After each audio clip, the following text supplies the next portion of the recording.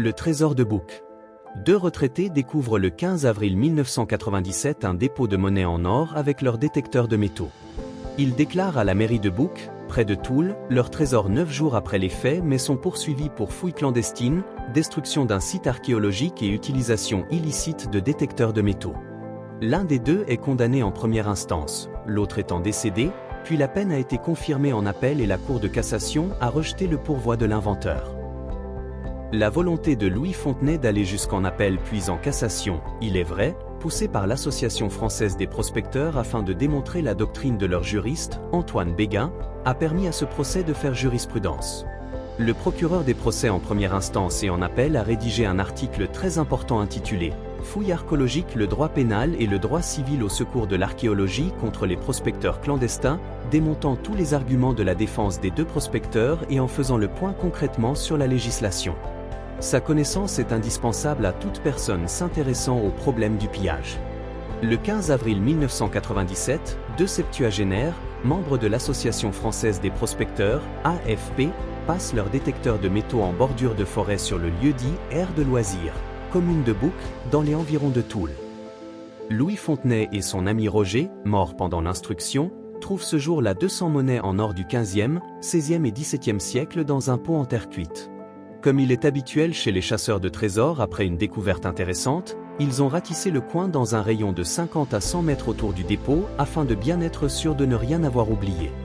Lisant régulièrement le journal de leur association et les propos de l'avocat de la détection, Antoine Béguin, ils décident de déclarer le trésor malgré les fortes réticences, malheureusement uniquement téléphoniques, du président de l'AFP de l'époque.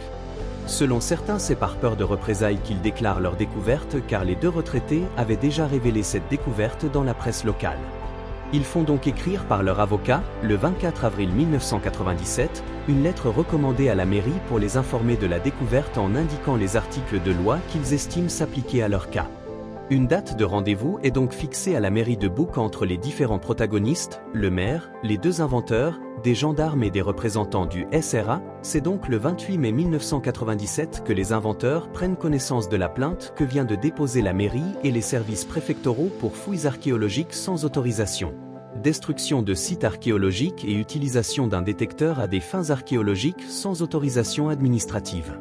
Le dépôt est donc inventorié et un reçu fait par le trésorier principal de la mairie avec pour somme arbitraire d'1 franc par monnaie est remis aux inventeurs. Une convention de séquestre a été signée en attendant qu'il soit statué sur la dévolution de la propriété du dépôt. L'enquête préliminaire, rapidement effectuée, est confiée à la gendarmerie suite à la plainte déposée par la mairie. Le procès-verbal de synthèse dressé par les gendarmes indique: cette recherche s'effectue dans le cadre d'un loisir qui permet avant tout de se détendre et d'effectuer des sorties en plein air. Ils ne font pas de repérage sur le terrain, ils ne sont pas passionnés d'histoire. Leur documentation sert principalement à retrouver les objets qu'ils découvrent. S'ils rêvent de retrouver un trésor, ce n'est pas pour sa valeur, mais pour le plaisir de la découverte. On peut noter la contradiction évidente de ces quelques lignes. En effet, comment font-ils pour ne pas faire de repérage tout en ayant de la documentation permettant de retrouver les objets qu'ils trouvent? Le maire maintient évidemment sa constitution de partie civile. Manifestement, le gendarme chargé de l'enquête s'est laissé convaincre par la rhétorique habituelle des chasseurs de trésors, il n'a pas cherché à en savoir un peu plus. Le plus grave reste que le 18 septembre 1997, la plainte du maire est classée sans suite par le substitut du procureur de la République au motif que les poursuites sont inopportunes. Pendant toute cette période, le trésor est toujours sous séquestre dans un coffre bancaire au nom de la commune. L'affaire aurait pu en rester là, mais c'était sans compter sur la cupidité des deux pilleurs, car c'est en tentant de récupérer ce qu'ils estimaient être leur part du trésor que les inventeurs ont ouvert la boîte de Pandore. Suite à une demande de leur avocat, conseillé par le juriste de l'AFP, réclamant selon l'article 716 du Code civil, la moitié du trésor, le parquet de Nancy ouvre une deuxième enquête préliminaire le 7 mai 1998. Les deux inventeurs sont renvoyés devant le tribunal correctionnel de Nancy pour utilisation non autorisée d'un détecteur de métaux pour recherche historique ou archéologique, exécution de fouilles archéologiques sans autorisation et dégradation grave de biens classés ou inscrits. Louis Fontenay, son camarade étant décédé entre-temps, est condamné le 5 mai 1999 à 13 000 francs d'amende dont 9 000 avec sursis et de 3 000 francs pour les frais de justice de la mairie de Bouc ainsi que d'1 franc symbolique à titre de dommages et intérêts. Sous pression de l'AFP, Louis Fontenay fait appel du jugement. Il demande à la Cour d'appel de Nancy de réformer le jugement déféré, de le relaxer sur le fondement de l'erreur de droit, de l'absence d'éléments intentionnels et de rejeter la constitution de partie civile de la commune de Bouc sous prétexte qu'aucun dommage n'a été réalisé sur son territoire. En appel comme en première instance, l'avocat de Louis Fontenay, maître Béthune de Moreau sur les conseils d'Antoine Béguin, adopte la même stratégie. Ils reconnaissent avoir utilisé des détecteurs de métaux et avoir trouvé des monnaies pouvant intéresser l'art, l'histoire, l'archéologie et la préhistoire sans l'autorisation administrative ni même celle de la commune propriétaire des lieux, mais ils contestent l'intentionnalité de l'infraction sous prétexte qu'ils n'ont pas ciblé spécifiquement cet endroit comme étant un site archéologique. Louis Fontenay a invoqué le fait que la mairie ait autorisé au public l'accès à ce terrain pour justifier qu'il n'a fait aucune demande d'autorisation de prospection. Le fait d'être tombé sur ce dépôt est considéré par la défense comme un heureux hasard, ce qui leur permet non seulement d'obtenir la moitié du trésor mais surtout dans le cadre de ces procès de rejeter toute infraction pénale.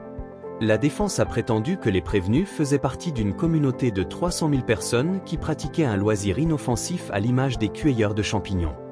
Épilogue.